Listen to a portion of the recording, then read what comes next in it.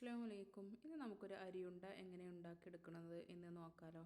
എല്ലാവരും അരിയുണ്ട ഉണ്ടാക്കാറുണ്ടാവും, പക്ഷെ പലരും പല രീതിയിലായിരിക്കും അല്ലേ. നമ്മുടെ മലപ്പുറം ഭാഗത്ത് കൂടെയൊക്കെ ഈ ഒരു രീതിയിലാണ് കേട്ടോ അരിയുണ്ട തയ്യാറാക്കി എടുക്കൽ. നമുക്ക് വൈകുന്നേരം ചായക്കൊക്കെ കൂടെയൊക്കെ കഴിക്കാൻ പറ്റിയ നല്ലൊരു സ്നാക്സാണ് കേട്ടത്. അപ്പോൾ അതെങ്ങനെയാണെന്നുള്ളത് നമുക്കൊന്ന് നോക്കാം. ഞാൻ ഇവിടെ ഒരു അരക്കപ്പ് അരി എടുത്തിട്ട്, അര ഗ്ലാസ്സേ ഉള്ളൂ കേട്ടോ, അര ഗ്ലാസ് അരി എടുത്തിട്ട് ഞാൻ നന്നായിട്ട് കഴുകി വെള്ളമൊക്കെ ഒന്ന് ഊറ്റിയെടുത്തിട്ടുണ്ട്. ഇനി നമുക്കിതൊരു പാനിലേക്ക്, ചൂടായ പാനിലേക്ക് ഇട്ടിട്ടൊന്ന് വറുത്തെടുക്കട്ടെ. നന്നായിട്ട് ഇതാ വറുത്ത് വന്നിട്ടുണ്ട്.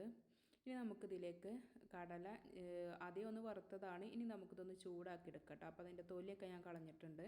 അതിൻ്റെ കൂടെ തന്നെ ഞാനിതിലേക്ക് ഒരു 4 ഏലക്കായും കൂടെ ഇട്ട് കൊടുക്കുന്നുണ്ട് കേട്ടോ. തൊലി കളഞ്ഞിട്ടുണ്ട്. അതൊന്ന് നന്നായിട്ടൊന്ന് വറുത്തെടുക്കാം. നന്നായിട്ടൊന്ന് ചൂടായി വരണം കേട്ടോ. നമുക്കിതൊരു പാത്രത്തിലേക്ക് മാറ്റി കൊടുക്കാം കേട്ടോ. ഇനി അതേ പാനിലേക്ക് തന്നെ ഞാൻ കുറച്ച് തേങ്ങയും കൂടെ ഇട്ട് കൊടുത്തിട്ടുണ്ട്. അരക്കപ്പ് തേങ്ങ എടുത്തിട്ടുള്ളൂ കേട്ടോ. അധികമൊന്നുമില്ല, ഞാൻ കുറച്ചേ ഉണ്ടാക്കുന്നുള്ളൂ കേട്ടോ.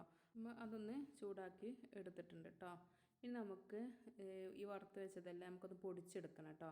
അപ്പോൾ ഞാൻ ഈ കടലയും ഏലക്കായും കൂടെ ഒരു മിക്സിയുടെ ജാറിലേക്ക് ഇട്ട് കൊടുത്തിട്ടുണ്ട്. ഇനി നമുക്കതൊന്ന് പൊടിച്ചെടുക്കാം.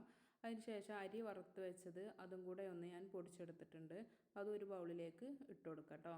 ഇനി നമ്മൾ നേരത്തെ വറുത്ത് വെച്ച തേങ്ങയും കൂടെ ഉണ്ടല്ലോ, അതും കൂടെ ഞാനിതിലേക്ക് ഇട്ട് കൊടുത്തിട്ടുണ്ട്.